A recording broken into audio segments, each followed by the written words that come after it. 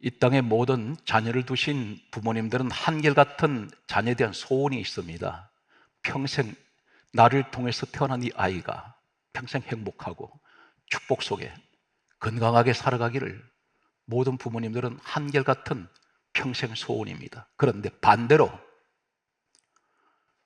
그렇게 축복을 비는 이 부모의 죄 때문에 자손이 3, 4대까지 하나님 저주를 하신다면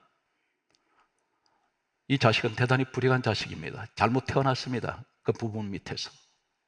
부모의 죄가 유전된다는 것입니다. 몇 대까지? 성경 분명히 오늘 소개하는 3, 4대가 흘러내려갑니다. 그 죄를 갚으시겠다는 것입니다. 죄는 부모가 지었는데 그 죄값을 아버지가 지은 죄를 정손자까지 내려간다는 사실입니다. 이것이 무엇일까요? 출애굽기 20장 4절을 먼저 접근하겠습니다. 하나님께서 이렇게 말씀합니다. 하늘에 있는 것이나 땅에 있는 것이나 물속에 어떤 형상이든지 만들지 말고, 그리고 하시는 말씀이 출애굽기 20장 5절에 다음과 같이 말씀합니다. 그것들에게 절하지 말며, 절을 하면, 다시 말해서 우상을 섬기면 죄를 갚되 아버지로부터 3, 4대까지 이르게 하리라. 3, 4대가 어떻게 됩니까? 나로부터 시작한다면 나를 통해서 태어난 아들, 딸 2대가 됩니다. 3대는 손자, 손녀가 됩니다. 4대는 정손자, 정손녀가 됩니다. 이것이 조상으로부터 내려가는 유전입니다. 성경 말씀은 이렇게 강조하고 있습니다. 먼저 오늘 3, 4대에게 저주가 내려가는 이 사건은 우상에 대해서 먼저 말씀을 드립니다. 시편 106편 28절에서 29절을 소개합니다. 먼저 강조합니다. 저는 하나님께 말씀을 받았습니다. 그래서 여러분에게 전하는데 못 듣는 분이 계세요. 하필이면 이 시간에 안 나오신 분도 있고, 마귀가 이 사람을 못 듣게 만듭니다. 계속 죄를 짓도록 만듭니다. 저주가 그 집에 내려가도록 만드는 사람이 있습니다. 여러분, 특별히 오늘 하나님께서 부르신 사람인 것을 믿으시기 바랍니다. 감히 말씀드린데 한 단어도 성경 외에는 오늘 여러분께 소개하지 않습니다. 약 49절 가까이 정해진 약 28분 사이에 여러분을 소개할 것입니다. 시편 106편 28절에 바알볼과 연합하여, 이 바알볼은 귀신입니다. 바알볼과 연합하여 죽은 자에게 제사한 음식을 먹어서, 이 죽은 자가 어떤 것이 우상입니다. 사람들이 만들어 놓은 조각한 것들, 깎아 만든 것들, 인간이 만들어 놓고 그 앞에 빌고 있는, 그리고 그 제사상 차려놓았습니다. 거기서 제사하고 음식 먹었습니다. 했더니 시편 106편 29절에는 다음과 같이 말씀합니다. 그 행위로 주를 경노하게 함으로, 주를 경노합니다. 하나님이 진노를 하셨습니다. 그래서 재앙이 그들 중에 크게 유행하였도다. 유행이라는 것이 어떤 것입니까? 주기적으로 찾아오는 것이 유행입니다. 유행병이란 말이 무슨 말입니까? 시도 때도 없이 오는 것이 아니라 꼭 계절되면 계절병이 오는 이 유행병이 있습니다. 마치 코로나 바이러스가 유행병인 것처럼 이런 것이 우리 집에 무엇이 될 만하니까 꼭 주기적으로 내년 이맘때 또 찾아오는 그런 문제가 있었습니다. 어떤 분은 이렇게 말하는 것을 직접 들었습니다. 우리 집은 꼭 이맘때만 되면 꼭 이렇게 문제가 옵니다. 이것이 우연일까요? 성경 말씀을 계속해서 가겠습니다. 제가 정말 유전될까요? 아버지가 행한 대로 그대로 행합니까? 열왕기상 15장 3절 말씀에 보면 이렇게 기록하고 있습니다. 아버지가 행한 그 모든 죄를 그 아들이 행하고, 아버지가 행한 모든 죄라 있습니다. 그 죄를 따라하고 있습니다. 죄의 DNA가 자식에 대물림되고 있다는 것입니다. 성경은 또 이렇게 강조합니다. 열왕기상 15장 26절에 보게 되면 여호와 보시기에 악을 행하니 그 아버지의 길로 행하고, 하나님 보니까 너 아버지하고 나 똑같구나, 똑같은 길을 가고 있습니다. 우리는 창세기에 나타나는 노아 이야기를 잘 알고 있습니다. 그런데 손자가 저주받습니다. 창세기 9장 22절 말씀에 보면 노아 할아버지가 포도주 마시고 취했습니다. 만취가 되어서 하체를 벗어버리고 들어 누워 있었습니다. 이때에 노아의 세 아들 가운데 함이, 성경에 이렇게 강조하고 있습니다. 아버지의 하체 벗은 것을 보고 밖에 나가서 형제들에게 고발했습니다. 고했다는 말은 비판합니다. 흉을 봅니다. 그랬더니 나중에 성경 뭐라 말씀합니까? 창세기 9장 25절에 가나안은 저주를 받아 형제들의 종의 종이 되기를 원하느라 노예가 되어버립니다. 바로 이 가나안이 누구냐면 아버지를 비판했던, 아버지를 고발했던 이 함의 아들입니다. 노아에게는 3대째가 됩니다. 3대째 손자가 아버지 함의 죄는 그 아들에게 저주로 내려집니다. 성경은 저주를 받았다고 되어 있습니다. 성경 말씀을 이제 좀 충격적인 내용을 가겠습니다. 나는 축복을 배웠더니 저주를 뒤집어 쓰고 있는 사람이 있습니다. 누가 뒤집어 씁니까? 자기 자신이 스스로 저주를 계속 뒤집어 씁니다. 매일같이 뒤집어 쓰는 사람이 있습니다. 어디까지 들어가냐면 몸속으로 스며들어가고 뼛속 깊이 들어가 버렸다는 겁니다. 뭐가 들어갑니까? 저주가 들어갑니다. 성경 말씀에 저는 평생 목회를 해도 이런 말씀을 처음 전합니다. 충격을 받아버렸습니다. 우리는 육적인 생활은 전문가인데 세상은 눈이 밝아서 지식이 뛰어납니다. 그런데 영적 생활은 너무 문이 아닙니다. 아무것도 모릅니다. 교회만 나오면 능사고 찬양만 부르면 성가대가 되는 거고 말씀만 전하면 목사인 걸로 생각하는데 전혀 그렇지가 않았습니다. 너무 심장이 뛰는 이런 회개가 계속되고 있습니다. 오늘 충격적인 내용을 소개합니다. 반드시 귀담아 들으십시오. 다른 말씀을 못 듣더라도 시편 109편 17절을 소개합니다. 저주하기를 좋아하더니 그 저주가 자기에게 임했다 그랬습니다. 이 저주 속에는 악담이 들어 있습니다. 남을 비판하고 남을 비웃고 남을 깔보고 교회를 욕을 하고 주의 종 욕하고 성도 간에 전부 다 이간질시키고 교회 나와서 불평불만할 때에 이것이 저주의 말이 됩니다. 이 말 속에 저주를 하기를 좋아했더니 그 저주가 자기에게 임했다 있습니다. 그리고 축복하기를 기뻐하지 아니하였더니 성경 놀랍게도 복이 그를 멀리 떠났다 있습니다. 이 말씀을 풀어드립니다.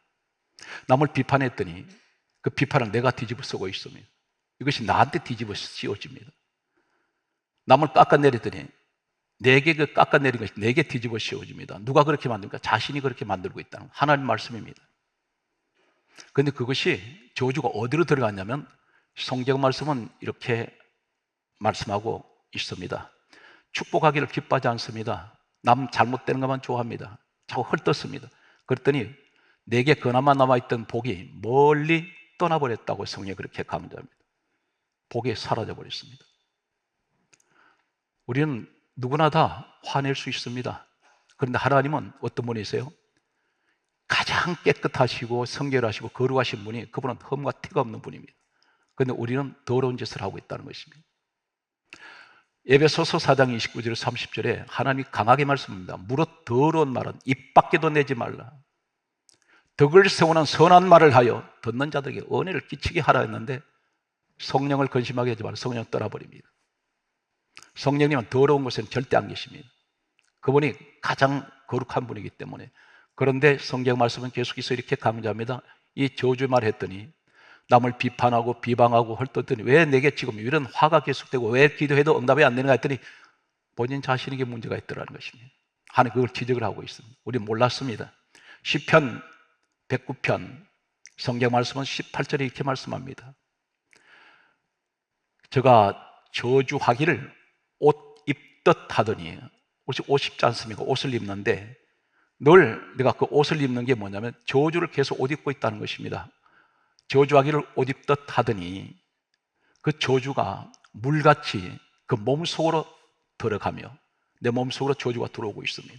이것이 하나님의 말씀입니다. 그러면 사실 말씀이 시편 109편 18절에 뭐라 말씀합니까?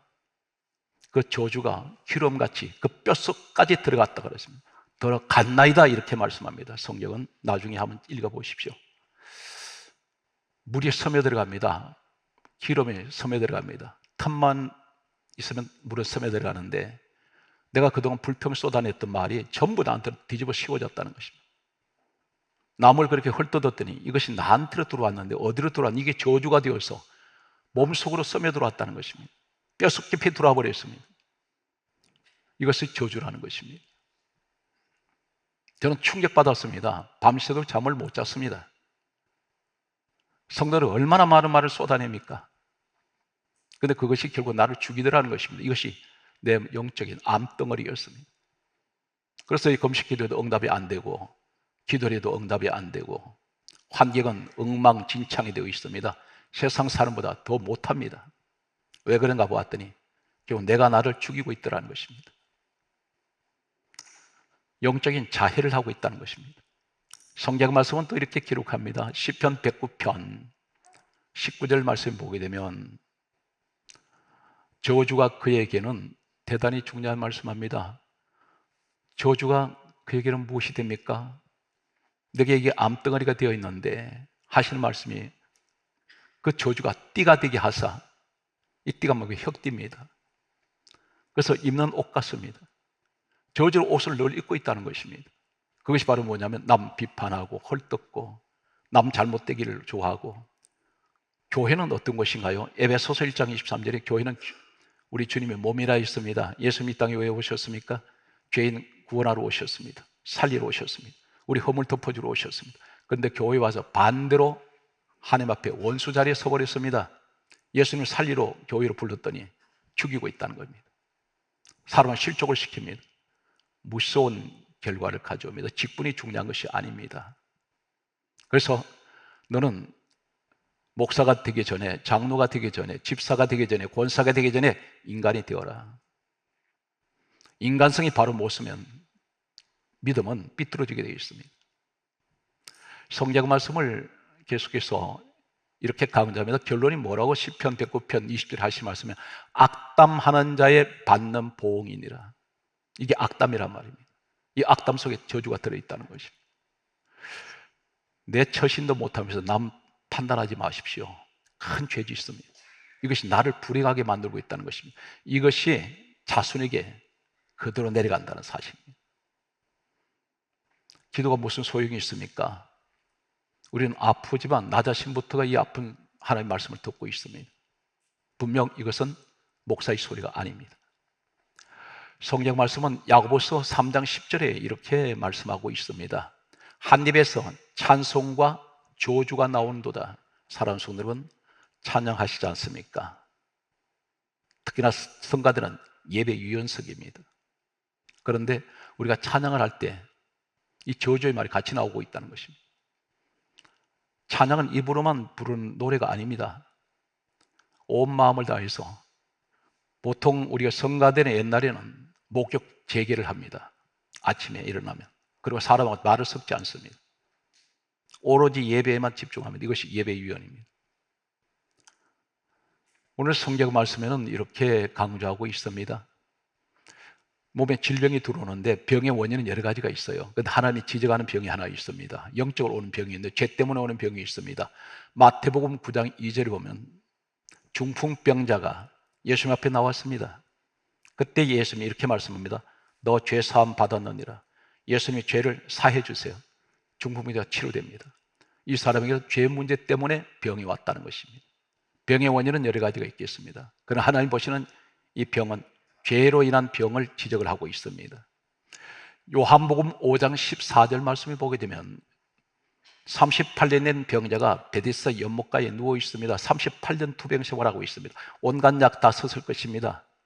수많은 의사를 찾아다녔을 것입니다. 근데 치료가 안 됩니다. 지금도 마찬가지입니다. 병 고치려고 온갖 방법으로 치료하렵니다. 그런데 치료가 안 되는 사람이 있어요. 여기에 예수님께서 오셔서 직접 찾아오셔서 하시는 말씀, 병을 고쳐주시면서 하시는 말씀이 이렇게 말씀합니다. 요한복음 5장 14절에 말씀하시기를 더 심한 것이 생기지 않도록 더 이상 죄를 짓지 말라. 이 사람 죄 때문에 38년 투병 생활을 했습니다. 우린 영적 생활을 지금 신앙생활은 전부 영적 생활입니다. 성경 말씀은 예수님께서 하시는 말씀이 있습니다. 대단히 중요한 말씀입니다. 이스라엘 유대 역사의 가장 비극적인 이 사건이 어떤 것이냐면, 말 한마디 잘못했다가 하나님 그대로 갚아버리시는 이 민족의 비극사가, 전 세계에 2000년 전에 나라가 없어졌다가 2000년 후에 다시 나라가 세워진 민족이 이스라엘입니다. 그 나라가 어떤 나라였을까요? 성경 말씀을 보게 되면 이렇게 기록하고 있습니다. 마태복음 27장 25절에 예수님께서 십자가에 이제 끌려가십니다.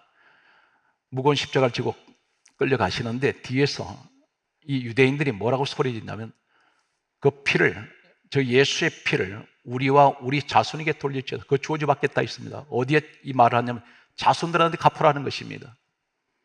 그런데 하나님께서는 그 말을 그대로 받아버리십니다. 그래서 예수님 AD 33년에 십자가에서 돌아가시고 부활하시고 성찰하셨습니다. 이로부터 37년이 지난 역사는 로마 역사에, 또 세계 역사에 그렇게 기록되어 있습니다. AD 70년 로마의 디도 장군이 10만 대군을 이끌고 유대 땅으로 진격해 들어왔습니다. 정예군 로마 군병을 10만 명을 데려와서 100만 명의 이때 학살을 당합니다. 자손들이 완전히 유대 땅을 피로 물들어 버립니다. 그리고 10만 명이 로마의 노예로 끌려갔습니다.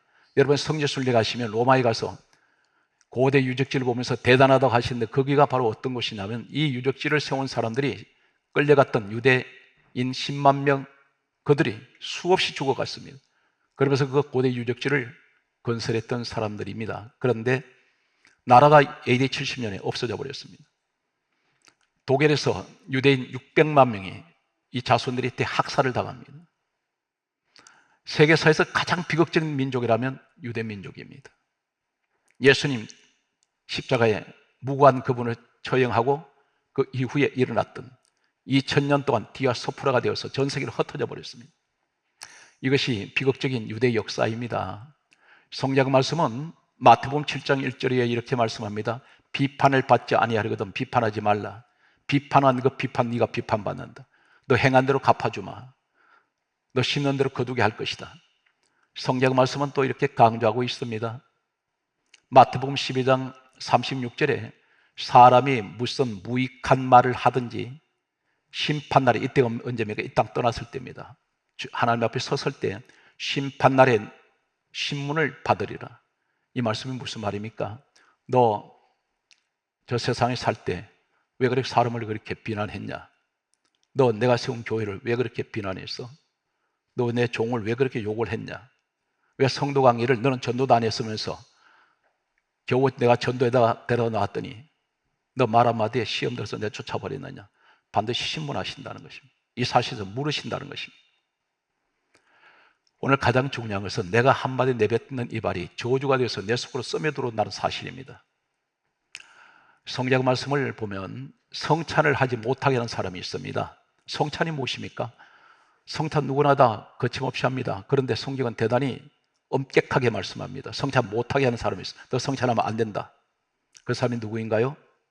떡과 포도주를 마시는 것이 어떤 의미입니까? 마태복음 26장 26절에는 떡을 먹는 것은 예수님 몸을 의미하고, 포도주는 무엇입니까? 마태복음 26장 28절에 죄 사함을 받는 것이 예수 그리스도 피를 말하는 포도주입니다. 포도주 마시고 떡을 먹는 것은 나는 예수 그리스도께서 이 죄인을 위해서 십자가에서 죽으시고 흘리신 그 피로 난 죄 사함 받았습니다. 난 영생의 복을 받았습니다. 그래서 주님 앞에 감사하면서 오늘 또 그것을 잊지 아니하고 기념하는 이 성찬에 내가 참여하고 있습니다. 이런 고백이 있어야 되는데, 고린도전서 11장 17절에 이렇게 말씀합니다. 너희가 교회에 모일 때 모임이 해롭다는 것입니다. 구역 모임이 해롭고 선교회 모임이 해롭다는 것입니다. 그 해로운 것이 무엇일까요? 고린도전서 11장 18절에 너희가 교회에 모여서 분쟁을 하고 있다는 것입니다. 싸운다는 것입니다. 다툰다는 것입니다. 그러면서 고린도전서 11장 19절에 뭐라고 말씀합니까? 파당을 짓는다 했습니다. 예를 들면 구역장을 세워놨더니 교회 강단 중심이 아니라, 교회 중심이 아닌 자기 사람을 만들고 있다는 것입니다. 그리고 오히려 교회 반대편에서도 이렇게 하는 것이 옳다 인정함을 받는 자들이 나타나게 되리라 선동하는 자가 있다는 것입니다. 고린도전서 11장 20절에 뭐라 말씀합니까? 하나님께서 단호하게 말씀하기를 너는 주의 만찬을 함께 모여서 먹을 수가 없다. 이 주의 만찬이 성찬입니다. 그런데 그걸 못 깨닫고 죄의식이 전혀 없이 먹으면 성경에 뭐라 말씀합니까? 고린도전서 11장 27절에 하시는 말씀이 주의 몸과 피에 대하여 죄를 짓는 것이다. 너 성찬죄 짓는다는 것입니다. 교회를 찢어놓고 갈라놓고 네가 성도 내쫓아놓고 이것은 어떻게 하면 하나님 죄사함 받을까? 회개하시면 됩니다. 자기를 깨닫는 자는 회개를 하게 됩니다. 그런데 그것을 못 깨닫고 성찬을 하게 되면 주의 몸과 피에 대해서 죄를 짓는 것이고 그럼에도 또 먹으면 고린도전서 11장 29절에 자기 죄를 먹고 마시는 것이라 있습니다. 우리는 성찬 때 회개하십시오 하면 세상 자범죄 이런 것만 회개하는데 그것이 아니라 내가 하나님 앞에 주의 몸된 교회에 와서 하나님 혹 제가 어떤 죄를 지었는지 이것을 깨닫는 것이 은혜라는 사실입니다. 이제 구약으로 잠시 옮겨가겠습니다. 이스라엘 백성들이 40년 동안 광야 길을 걸었습니다. 그리고 꿈에 그리던 가나안 땅을 들어가게 되는데 하나님께서 정탐꾼을 가나안 땅에 40일 동안 들어가게 하셨습니다. 먼저 살펴보고 오라고 하셨습니다. 이 12명이 10명은 돌아와서 부정적이고 2명은 여호수아 갈렙이라는 사람은 대단히 긍정적이었습니다. 그런데 백성들이 무슨 말을 믿느냐면 다수의 말을 믿어버립니다. 그래서 이렇게 말합니다. 이 백성들이 우린 저기 들어가면 다 죽게 생겼다. 거기는 교인족들이 살고 있고 우리는 40년 집시 문화인데 이 사막 문화밖에 없는데 우리 돌아가자. 이 말에 이 백성들이 울면서 통곡을 하면서 하나님을 원망하기 시작합니다. 여기서 불평이 쏟아지고 주의 종과 싸우려고 합니다. 그러면서 하는 말이 민수기 13장 33절에 다음과 같은 말을 하고 있습니다. 우리는 우리 스스로 보기에도 메뚜기 같으니. 지금 하나님께서 40년 동안 뭘 하셨습니까?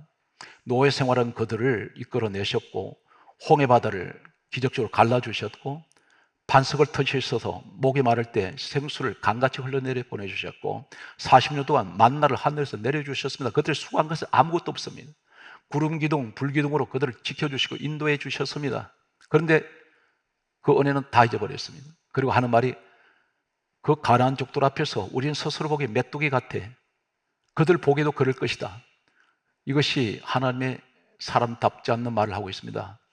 하나님이 함께하고 계시는데 그날 또 만나 먹고 있으면서 불기둥, 구름기둥이 지켜주시는데도 고백하는 말이 우리 메뚜기 같아. 사랑하는 성도 여러분 누구신지 아십니까? 사람은 최소한 예수 믿는 사람은 자긍심이 있어야 되고 자존감이 있어야 됩니다. 최소한 이 믿음을 가진다면 그것이 뭡니까? 나 하나님 자녀인데 하나님 나와 함께 하시는데 내가 왜 메뚜기입니까? 세상은 거대하게 보이고 나는 메뚜기 같은 존재. 그러다 보니까 사람이 전혀 믿음이 움츠러져서 신앙생활 자신감도 생기지 않고 믿음이 자라지 않습니다. 이 사람들 입에서 해서는 안 될 말을 합니다. 민수기 14장 2절에 뭐라고 말합니까? 이 광야에서 우리가 죽었으면 좋았을 것을. 여기서 죽어버리자는 것입니다. 이때 하나님이 이 말 소리를 여러분 기도한 소리가 아닙니다. 평소에 내뱉던 이 소리를 우리 일상생활에서 흔히 던져버리는 불평의 소리를 들었던 우리 하나님 뭐라고 그랬어요? 민수기 14장 28절에 이렇게 말씀합니다.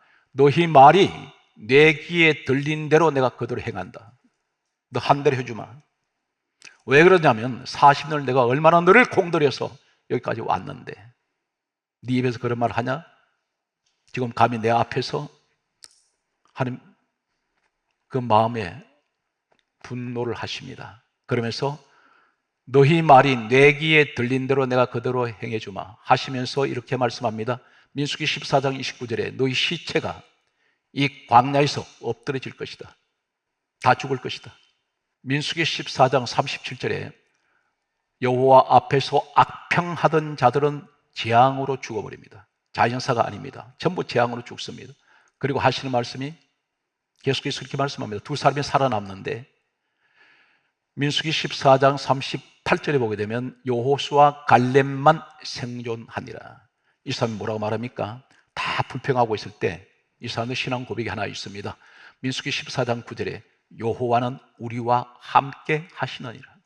이 말이 무엇입니까? 하나님 나와 함께 하시는데 우린 저기 들어가면 이길 수 있다. 그 말했던 두 사람은 들어갑니다. 성경 말씀은 오늘 여기에서 그럼 하나님 어떻게 해야 됩니까? 확실하게 예수를 믿으십시오. 이 저주를 끊을 수 있는 방법 하나밖에 없습니다. 세상 어떤 방법도 없습니다. 사도행전 4장 12절에 말씀합니다. 다른 이로서는 구원을 받을 수 없나니 천하 사람 중에 구원을 얻을 만한 이름은 예수 외에는 주신 일이 없습니다. 예수밖에는 구원이 없어요. 이 땅에 수많은 종교를 연구하는 분들이 하는 말이 이 땅에 약 6만여 가지 종교가 있다 했습니다. 그 가운데 유일한 진리는 예수님밖에 안 계십니다. 우리의 모든 죄를 3, 4대까지 흘러내리는 모든 죄까지 다 없어지는 것이 어떤 것이냐면 요한일서 1장 7절에 예수의 피가 우리를 모든 죄에서 깨끗하게 하십니다. 예수 피만 우리에게 해답입니다. 이 사실 믿습니까? 어느 정도까지 다 없어질까요? 히브리서 9장 12절에 예수 그리스도의 피는 영원한 속죄를 잃어버립니다. 어설픈 신앙생활을 하지 마십시오. 교회 나오는 것이 능사가 아니라 예수님을 확실하게 믿는 구원의 확신이 있어야 됩니다. 그분이 나의 구주가 되시고 우리 예수님은 나 죄 때문에 죽으셨고 우리 예수님은 하나님의 아들이시고 빌립보서 2장 6절에 그분이 근본 하나님 본체란 말입니다. 이 사실 믿습니까? 우리 왜 지으신지 아십니까? 이사야 43장 21절에 이 백성은 내가 나를 위하여 지었나니 나를 찬송하게 하려 함이라. 하나님 영광 돌리라고 지었다는 것입니다. 골로새서 1장 16절에 신약은 이렇게 말씀합니다. 그가 만물을 창조하셨고 그를 위하여 만물이 창조되었다 했으나 그가 예수님이십니다. 사랑하는 성도 여러분, 이제는 우리가 이 암덩어리 같은 것을 잘라내버리고 도려내야 됩니다. 누가 해야 됩니까? 남이 해줄 수 없습니다. 내 스스로 이걸 긁어내버려야 됩니다. 그리고 체질을 바꿔야 됩니다. 이제는 어떻게 바꿔야 됩니까? 주를 찬양하십시오. 성경 말씀은 마지막 말씀 결론이 데살로니가전서 5장 16절에서 18절에 항상 기뻐하라, 쉬지 말고 기도하라, 범사에 감사하라. 이것이 그리스도 예수 안에서 우리를 향하신 하나님의 뜻입니다. 항상 범사에 자손 대대로 하늘 축복 속에 하늘에서 내리신 명문 가문 되시기를 주의 이름으로 축복합니다.